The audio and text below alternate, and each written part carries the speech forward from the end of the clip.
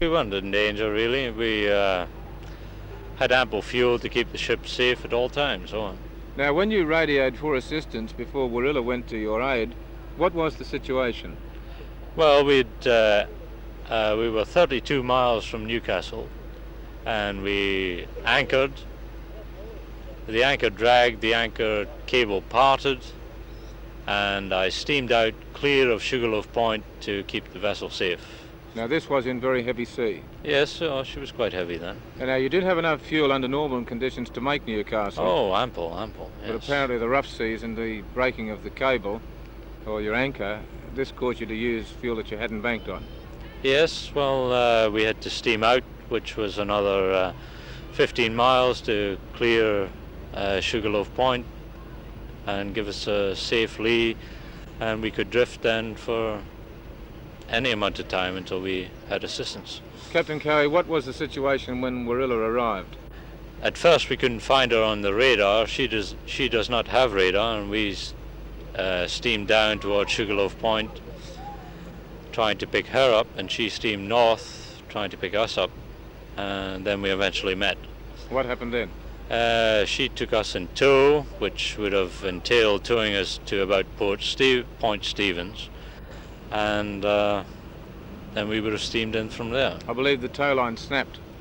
Yes, the tow line parted after 6 hours steaming, and then the tug skipper and I decided that the best remedy was to go into Forster in the anchorage beside Cape Hawke, and she could transfer fuel to us, and then I would be independent.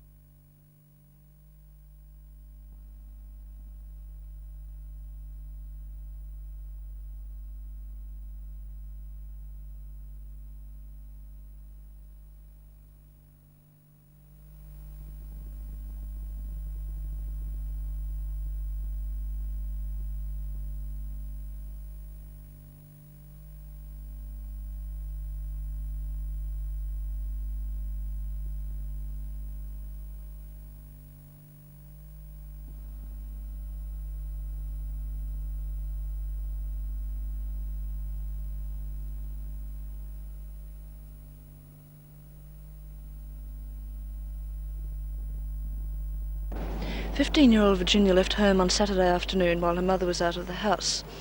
Her family said she'd been extremely depressed following week-long tests at St Vincent's Hospital in Sydney, with the probability of further major surgery. Virginia first became ill 13 months ago and underwent extensive surgery at that time. At their Coal Point home today, her parents mentioned that when she left home, she had only about $4 on her and no clothes other than those she was wearing. It's believed Virginia may try to contact friends she made while in hospital in Sydney, but so far no trace of her has been found past Heathcote, where she hitchhiked to on Saturday afternoon. Her mother, while unable to answer questions about her daughter today, said her daughter had changed a lot since her last photographs were taken, but there was still a resemblance. Virginia is described as being 5 foot 6 inches tall, weighs 9.5 stone, has brown shoulder-length hair, green eyes and very good teeth. When last seen, she was wearing white jeans, long-sleeved blouse with dark blue and brown patterns and brown sandals. She is very sun-tanned. Anyone seeing Virginia is asked to contact Newcastle Police.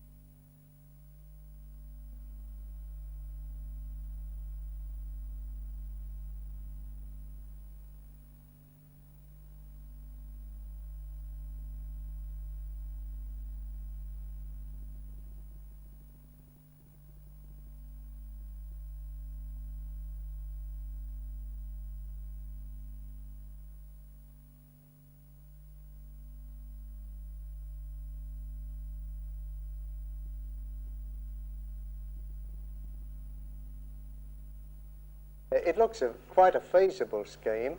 I hardly agree that we have to have another parking station in that vicinity, but whether it's in that exact point or further along, we have an alternate site at what was known as the old boat harbour site. It's at present a parking lot. It's a case of making a decision between one and the other. Where will the money come from? It will come from parking meter funds. It's an entirely separate fund. The money that we get in from parking meters and parking stations goes into the parking account. We'd have to borrow money to build it, but the repayments of loan money and interest would come out of this fund. It wouldn't be a matter of additional rating.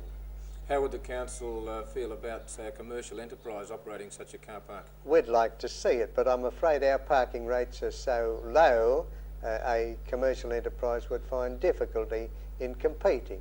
We would have to put our rates up to enable them to make a living out of it.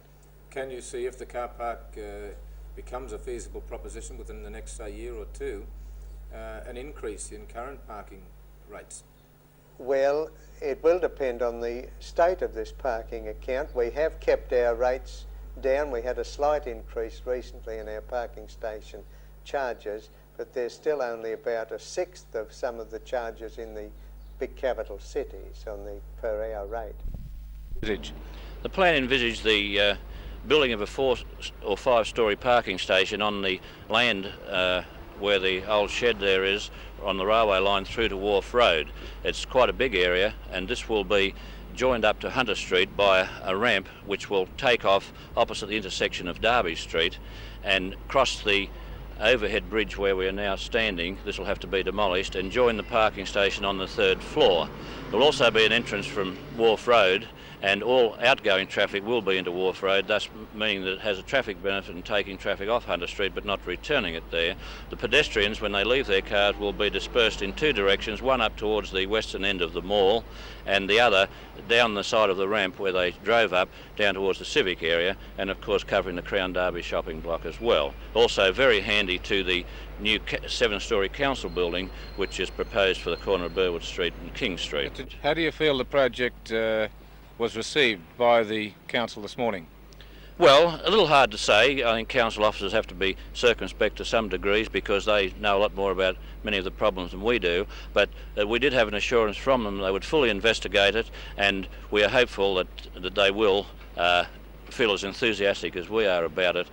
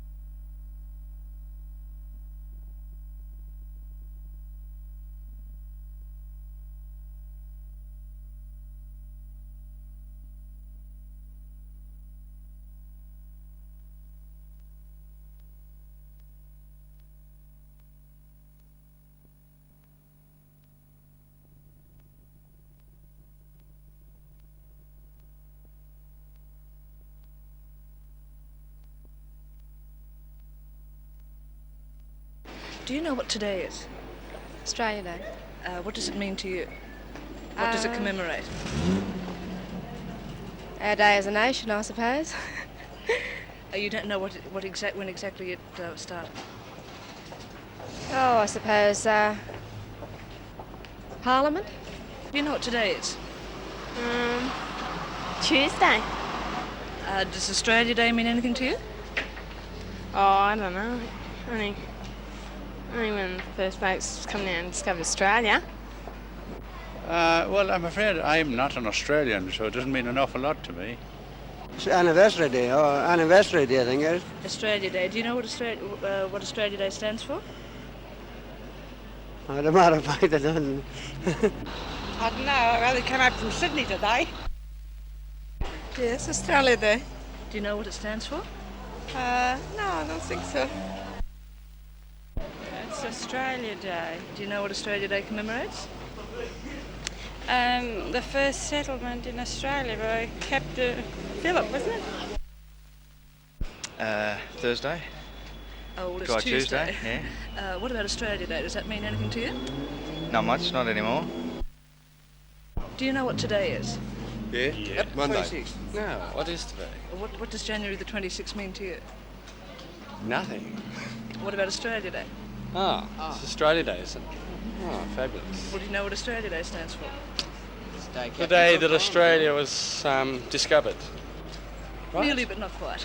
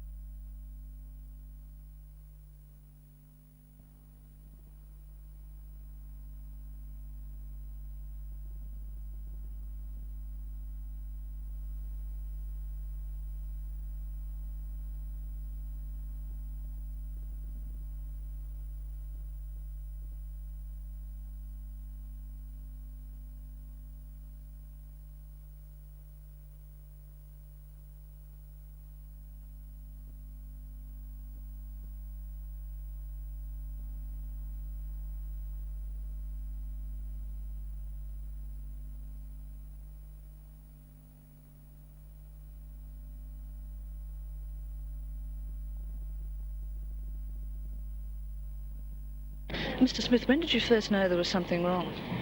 When I saw the two young girls carrying the little fellow up out of the water. And they were calling for help? Yes, they were screaming out, for God's sake help us, he's dead. And what did you do then? Well, I took my little fellow and gave him to my wife and raced over and started mouth-to-mouth resuscitation. How long did it take? Oh, 2 or 3 minutes possibly. Did he have any pulse at all when he was brought out of the water? No pulse at all when I got to him. He appeared dead? He appeared dead. Have you since learned what happened? Well, from reports, the two girls that found him said he was being pulled along on his face by his hands by another little boy, and they took no notice of it. But then the little boy let the little fella go, and he rolled over on his back, and they saw the mess his face was in, and so they grabbed him and started yelling. And did anybody else come to your help with him? There were quite a few other people clustered around. Somebody, I don't know who, started to give some form of heart massage. It must have been effective because it started again.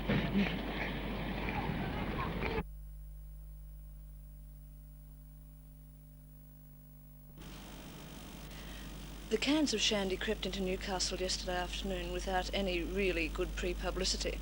However, this morning, when I went to buy a can, I'd had to try 4 milk bars before I found one. They'd all sold out. Shop assistants told me that most of the cans were bought by all kinds of people, not just young people. I thought I'd see for myself just what this alcoholic shandy tastes like.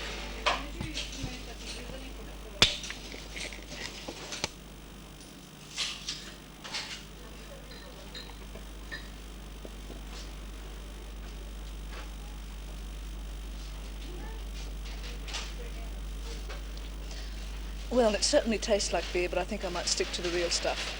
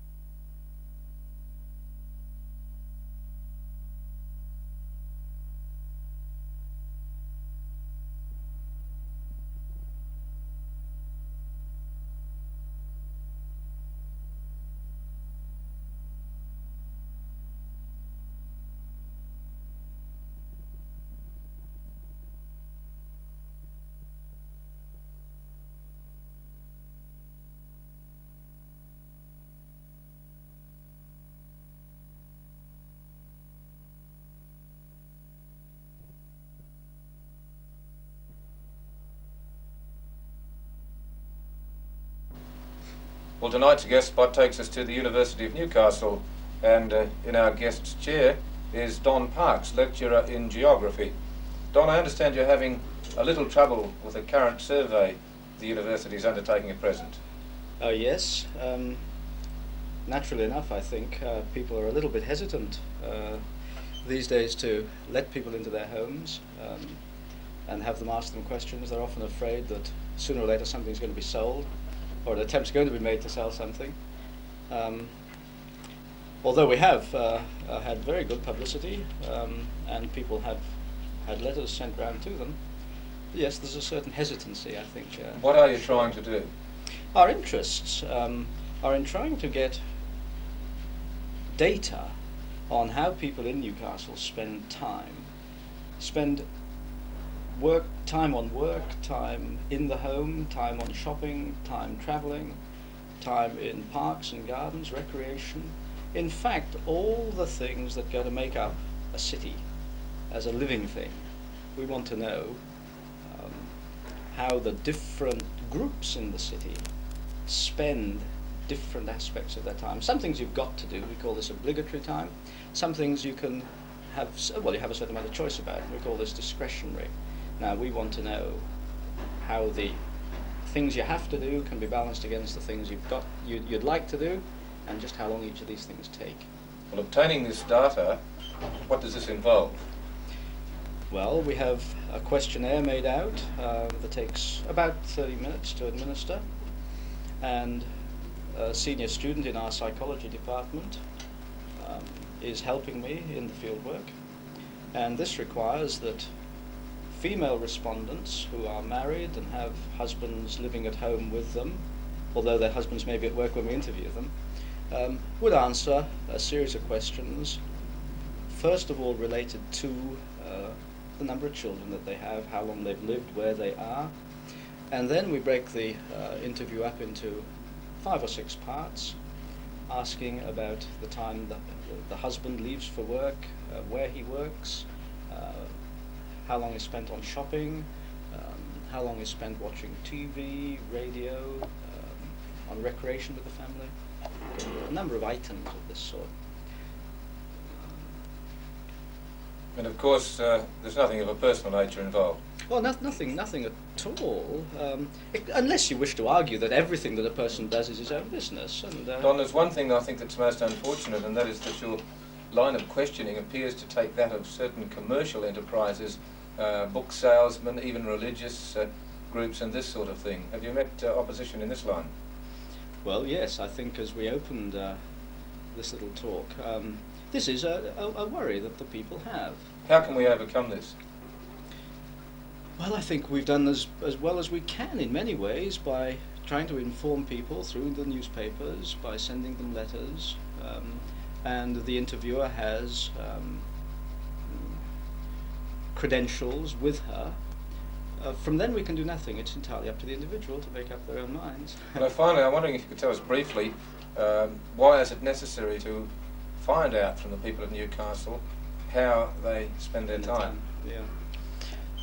Well, my interests are in cities and in the environment of cities. We're lucky in some ways in Newcastle because we're living in a fairly small one. It's not too congested, but we all travel to Sydney. And we know what it's like trying to get from one point of Sydney to another point in Sydney. Everything you do in the city, whether you go to a cinema, whether you're going to work, whether you're relaxing at home, involves you in taking up time. The other thing is, of course, that all the people that live in cities live in them because they need the other people that are in them. So what we have to try and do is find out as best we can how people spend time, and when we know something about how they spend it, we may be able to suggest to planners how cities could be redesigned, revamped, so that people can do the things they want to do better.